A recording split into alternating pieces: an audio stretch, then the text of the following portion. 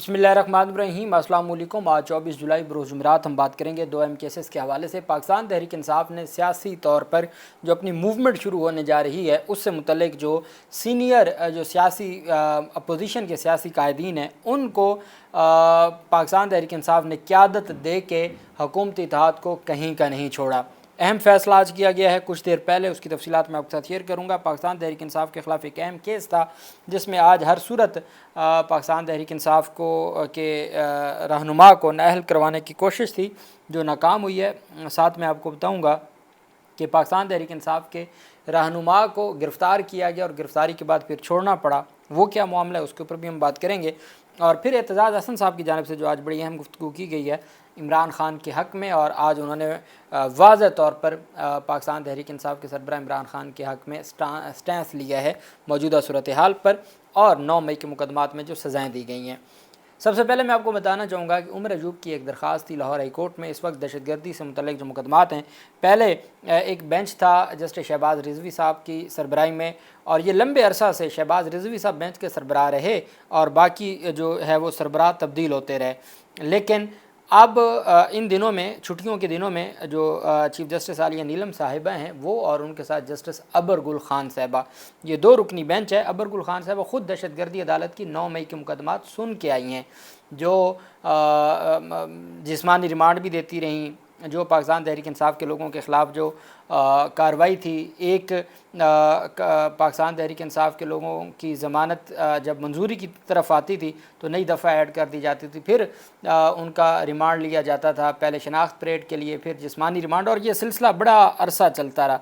तो ये पाकिस्तान तहरीक इंसाफ के 9 मई के मुकदमात में अब चूँकि वो तशरीफ़ ले आईं बतौर एडिशनल जज लाहौर हाई कोर्ट, तो वो इस बेंच का हिस्सा हैं। दहशतगर्दी अदालत में पाकिस्तान तहरीक इंसाफ की जानिब से अभी फवाद चौधरी की जो अपीलें खारिज हुई थी उसमें भी अबर गुल खान साहिबा उसका हिस्सा थी।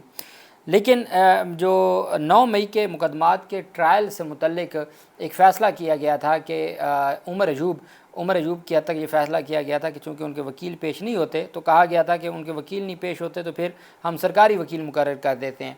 उमर अयूब ने इस फ़ैसले को चैलेंज किया कि सरकारी वकील मुकर्रर नहीं हो सकता, मेरा वकील बाबर अवान है और वो 1 तारीख़ पे नहीं आया, तो इतनी इसमें अर्जेंसी नहीं है कि आप मुकर्रर करें सरकारी वकील, तो मेहरबानी करें आप सरकारी वकील वाला फ़ैसला वापस लें।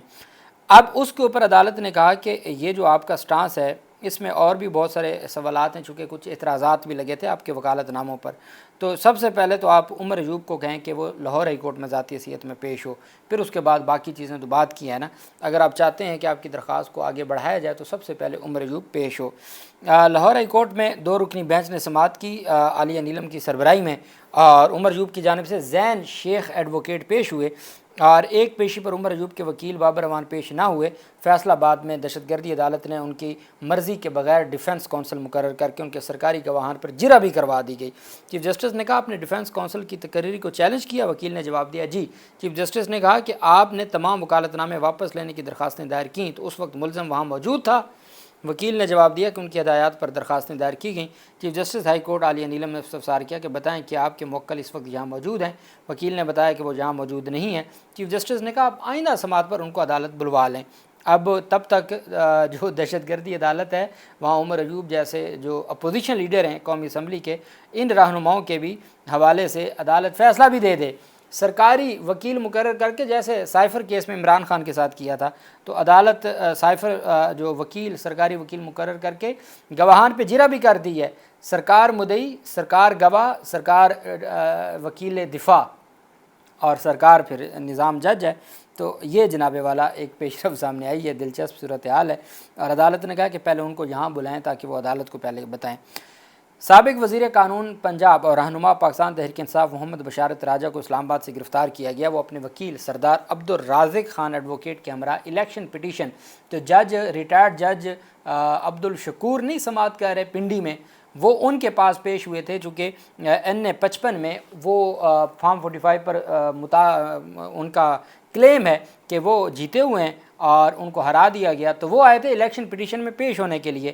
الیکشن ٹرائبونل میں وہ پیش ہونے آئے، ٹرائبونل سے باہر نکلتے ان کو پولیس نے گرفتار کر لیا۔ پولیس انہیں گرفتار کر کے اسلام آباد کے تھانہ نیو ٹاؤن منتقل کیا گیا۔ راجہ بشارت راولپنڈی الیکشن ٹرائبونل میں NA-55 کے کیس کی تاریخ میں پیش ہوئے۔ راجہ بشارت نے کہا تمام مقدمات میں ضمانت کنفرم ہے، ان اوچھے ہٹ کنڈوں سے ہم نہیں گھبراتے۔ ان کے وکیل سردار عبدالرازق نے کہا کہ راجہ بشارت تمام مقدمات میں ضمانت پر ہیں، ہم نے پولیس کو تمام ضمانت نامے دکھائے مگر پولیس نے گرفتار کر لیا۔ پولیس ٹیم نے کہا کہ ہمیں گرفتاری کا حکم ہے، جو کہنا ہے تھانہ نیو ٹاؤن آ کر افسران سے کہیں۔ راجہ بشارت کی وکلا ٹیم بھی ضمانت ناموں سمیت وہاں پہنچی اور ساتھ ان کے پروڈکشن آرڈر کے لیے درخواست دائر کی گئی۔ درخواست میں کہا گیا کہ راجہ بشارت پر کیس میں ضمانت پر ہیں، انہیں پیش کرنے کا حکم دیا جائے۔ پولیس نے عدالت میں رپورٹ پیش کی کہ راجہ بشارت کو ضمانت نامے پیش کرنے پر رہا کر دیا گیا ہے، اور اس کے بعد وکیل عبدالرازق نے بتایا کہ راجہ بشارت کو تھانہ نیو ٹاؤن سے رہا کر دیا گیا ہے۔ ضمانتی دستاویزات کی تصدیق کے بغیر پولیس نے راجہ بشارت کو رہا کیا کہ جی ہم نے پہلے ان کے تمام اب آپ دیکھیں کہ ایک سینئر سیاستدان ہے NA-55 میں، وہ کہتے ہیں کہ حکومتی امیدوار کے مقابلے میں وہ جیتے ہوئے ہیں، لیکن یہاں یہ صورتحال ہے کہ ان کو گرفتار کر لیا جاتا ہے۔ وہ کہتے ہیں مجھے 4 گھنٹے حبس بجا میں رکھا گیا، غیر قانونی طور پر اللیگل ڈیٹینشن میں رکھا گیا، اور پھر اس کے بعد مجھے رہا کر دیا گیا۔ یہ ان کی صورتحال ہے، اور صرف اس وجہ سے کہ یہ ان کا مقصد کیا تھا؟ ان کا مقصد تھا کہ میں کچھ ٹائم تھانے میں گزاروں۔ وہ آئے کس لیے تھے؟ وہ الیکشن دھاندلی میں عوام کا مینڈیٹ لینے آئے تھے اور وہاں سے گرفتار ہو گئے۔ آج کیا ہوا؟ توشہ خانہ 2 کیس کی سماعت کے دوران جب وکلا بھی پہنچے اور پاکستان تحریک انصاف کے بھی 1-2 وکیل تھے، اور اس کے علاوہ سرکاری وکیل بھی تھے، بشرا بی بی بھی تھیں، تو جیسے سماعت شروع ہوئی تو عمران خان نے کہا، پہلے تمام حاضرین وہاں پر موجود تھے، عمران خان نے کہا پہلے مجھے یہ بتائیں انگلینڈ انڈیا کے ٹیسٹ کا میچ کا کیا بنا ہے؟ اب وہاں پر کسی کو کیا معلوم کون ٹیسٹ میچ دیکھتا ہے، مطلب کسی کو اتنا، اور یہ انگلینڈ اور انڈیا کے یہ چوتھا ٹیسٹ ہے اور بڑے اہم یہ میچز ہیں۔ اب جو بندہ جیل میں ہے اور وہ بندہ کتنا اس کے پاس تمام چیزوں کا علم ہے، وہ کہتے ہیں آپ باقی چھوڑیں، انڈیا انگلینڈ کے ٹیسٹ میچ کا کیا ہوا، اس کا کیا بنا ہے؟ حاضرین کو معلوم ہی نہیں تھا کہ میچ کوئی ہے یا نہیں۔ انہوں نے کہا جی ہمیں نہیں پتہ میچ کا، ہمیں تو نہیں پتہ کوئی میچ لگا ہوا ہے۔ انہوں نے کہا اچھا آپ کو نہیں پتہ، کوئی حال نہیں آپ لوگوں کا۔ پھر خیر آگے سماعت ہوئی۔ وہیں پہ پاکستان تحریک انصاف کی، چونکہ آج اپوزیشن رہنماؤں کی جانب سے ایک پریس کانفرنس کی گئی، انہوں نے کہا کہ وہ 31 جولائی 31 اور 1 اگست وہ کرنے جا رہے ہیں ایک پریس جو آل پارٹیز کانفرنس۔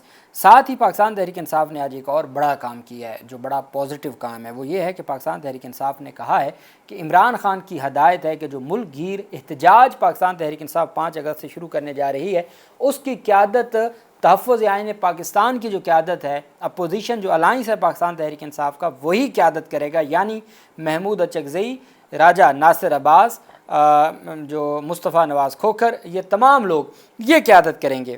سردار عبدالقیوم نیازی نے یہ ٹویٹ کیا، جو سابق وزیر اعظم ہے AJK کے، کہ عمران خان صاحب کی ہدایت پر ملک گیر احتجاجی تحریک کی قیادت تحریک تحفظ آئین کرے گی، جس کے چیئرمین محمود اچکزئی ہیں۔ کہتے ہیں کل پاکستان تحریک انصاف کے صوبائی صدور اور کوارڈینیٹر کی محمود اچکزئی صاحب اور علامہ ناصر عباس سے ملاقات ہوئی۔ صوبائی تنظیمیں حالات کے مطابق لائحہ عمل اختیار کریں گی، اور جو قیادت ہے وہ محمود اچکزئی اور جو تحریک تحفظ آئین پاکستان اپوزیشن الائنس ہے وہ کرے گا، اور مقصد کیا ہے؟ آئین کی بحالی۔ آج پاکستان تحریک انصاف کا ایک بڑا پاور شو تھا لاہور ہائی کورٹ میں، وکلا کا ایک بڑا کنونشن ہوا، ILF کا، انتظار پنجوتا اور باقی جو پاکستان تحریک انصاف کے ہیں، تو انہوں نے باقاعدہ طور پہ ریلی نکالی، اور بڑے عرصے بعد اتنی بڑی وکلا کی ریلی آج مار روڈ پہ تھی لاہور میں، اور انہوں نے 26ویں ترمیم اور آئین کی بحالی کے لیے یہ ریلی نکالی گئی تھی، اور انہوں نے بھی 5 اگست سے موومنٹ کو جو ILF کی جانب سے، یہ کسی بار ایسوسی ایشن کی جانب سے نہیں، ILF، اور ILF کے پاس اتنا سنہری موقع ہے، نومبر میں پنجاب بار کونسل کے الیکشن ہونے جا رہے ہیں، درجنوں کینڈیڈیٹس ہیں، ہر کینڈیڈیٹ کے ساتھ 40-50 بندہ ہوتا ہے ایٹ اے ٹائم، تو وہ چاہتے ہیں ہمیں PTI کی ٹکٹ ملے۔ پاکستان تحریک انصاف اگر موبلائز کرے کہ بھئی جو ہمارے اس اگلے ستمبر تک ہمارے جتنی بھی ریلیز اور احتجاج ہیں، جو سب سے زیادہ وکلا لے کے آئے گا اس کو ٹکٹ ملے گی، تو آپ دیکھیں آپ کیسے ریلیاں نظر آئیں گی اور وکیل ہی وکیل نظر آئیں گے۔ تو یہ خیر پاکستان تحریک انصاف اور انتظار پنجوتا کو چاہیے کہ وہ اس اہم لمحے کو اور اس وقت کو استعمال کریں۔ اچھا جی، اب ہم آ جاتے ہیں شراب اور اسلحہ برآمدگی کیس کا۔ پہلے میں آپ کو بتا دوں، آج بڑی کوشش کی گئی کہ علی امین گنڈا پور کے خلاف، چونکہ آج علی امین گنڈا پور نے بڑی سخت پریس کانفرنس کی اور آل پارٹیز کانفرنس سے انہوں نے خطاب کیا، پھر اعلامیہ جاری ہوا۔ انہوں نے دہشت گردی کے خلاف جو کوئی آپریشن ہے اس کے حوالے سے بھی، ڈرون حملوں کے حوالے سے بھی، جس کا پھر محسن نقوی نے ایک بات کا جواب دیا ٹویٹر پر، ڈائریکٹ وہ علی امین گنڈا پور کو جواب دیتے رہے۔ آج گنڈا پور کے خلاف 342 کی سٹیٹمنٹ تھی۔ آج ایڈوکیٹ جنرل خیبر پختونخوا خود پیش ہوئے وزیر اعلیٰ کے behalf per. District and session عدالت میں وزیر اعلیٰ خیبر پختونخوا کے خلاف شراب و اسلحہ برآمدگی کے کیس میں عدالت نے علی امین گنڈا پور کے وارنٹ گرفتاری برقرار رکھے۔ جوڈیشل مجسٹریٹ مبشر حسن نے علی امین گنڈا پور کے خلاف کیس کی سماعت کی۔ ایڈوکیٹ جنرل نے علی امین گنڈا پور کی جگہ 342 کا بیان قلم بند کرانے کی درخواست کی، جس کو عدالت نے مسترد کر دیا، لیکن عدالت نے پاکستان تحریک انصاف کے جو علی امین گنڈا پور ہیں ان کو تقریباً ایک ہفتے کا موقع دے دیا۔ عدالت نے علی امین گنڈا پور کو عدالت میں پیش ہو کر یا بذریعہ ویڈیو لنک بیان ریکارڈ کروانے کی ہدایت کی۔ عدالت روزانہ کی بنیاد پر سماعت کر رہی تھی، لیکن آج 29 جولائی تک سماعت ملتوی کر دی۔ جوڈیشل مجسٹریٹ نے کہا کہ 342 کا بیان ریکارڈ نہ کروانے پر عدالت علی امین گنڈا پور کا حق دفاع کا بیان ختم کر سکتی ہے۔ وہ ختم نہیں کرے گی، لیکن جو سرکاری وکلا تھے ان کی بڑی کوشش تھی کہ جناب والا آج ہی ہر صورت فیصلہ کیا جائے اور ان کا جو حق ہے اس کو ختم کیا جائے، لیکن پاکستان تحریک انصاف کے چونکہ سینئر وکلا بھی آ گئے، ایڈوکیٹ جنرل خیبر پختونخوا آ گئے، انہوں نے عدالت سے استدعا کی اور عدالت نے ان کی استدعا منظور کرتے ہوئے 29 جولائی تک کیس کی سماعت ملتوی کر دی اور ان کو موقع فراہم کر دیا۔ آج حماد اظہر کے چونکہ والد جو میاں اظہر ہیں ان کی ڈیتھ ہوئی ہے اور پاکستان تحریک انصاف کے وہ ایم این اے تھے، تو وہاں پر تعزیت کے لیے پہنچے اعتزاز احسن۔ وہاں انہوں نے گفتگو کی، انہوں نے کہا کہ جنرل باجوہ نے پارلیمان میں 342 میں سے 340 ووٹ لے کے ریکارڈ قائم کیا تھا۔ پیپلز پارٹی کے رہنما اعتزاز احسن نے کہا کہ میاں اظہر وزادار اور سادہ تھے، انہوں نے آخری وقت میں بھی اپنی جماعت سے وفاداری دکھائی۔ ایک صحافی کہتے ہیں کہ میاں اظہر کو جب حماد اظہر ہاسپٹل میں ملنے آیا تو میاں اظہر نے حماد اظہر کو کہا کہ ڈٹے رہنا، پیچھے نہ ہٹنا۔ یہ سینئر صحافی نے کہا ہے۔ اچھا، اعتزاز احسن نے کہا کہ حماد کے لیے آسان نہیں تھا، تب میاں اظہر نے سیاستدانوں کو سیاست کر کے سبق دیا۔ انہوں نے بتایا کہ جس وقت جینا مشکل ہو اس وقت سیاست کی بہت مجبوریاں آئیں، لیکن انہوں نے ساتھیوں کا ساتھ نہیں چھوڑا۔ اعتزاز احسن نے کہا کہ سیاست حال کول کرنے کا مزاج نہیں ہے۔ حکومت نے جو فیصلے سنائے ہیں وہ غلط ہیں۔ 9 مئی کے فیصلے، آئی جی پنجاب سے سوال کریں، ایک کا جواب بھی نہیں ملے گا۔ جب 9 مئی کا واقعہ ہوا تو 12 مقام تھے، کیا ایک متعلقہ ایس ایچ او کے خلاف کارروائی ہوئی ہے؟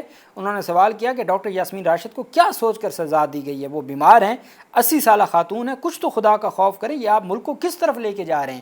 اعتزاز احسن نے کہا کہ ایکسٹینشن کے وقت باجوہ نے پارلیمنٹ میں یہ ریکارڈ قائم کیا کہ 342 میں سے 340 ووٹ انہوں نے لیے۔ انہوں نے کہا کہ مریم کو وزیر اعلیٰ لگا کر ہمیں بتا دیا گیا شریف نام کے ساتھ ہونا ضروری ہے۔ میاں نواز شریف لنڈن میں غدار کہتے تھے، مگر پھر ارکان کو ووٹ کا کہا اور ارکان نے ووٹ دیا۔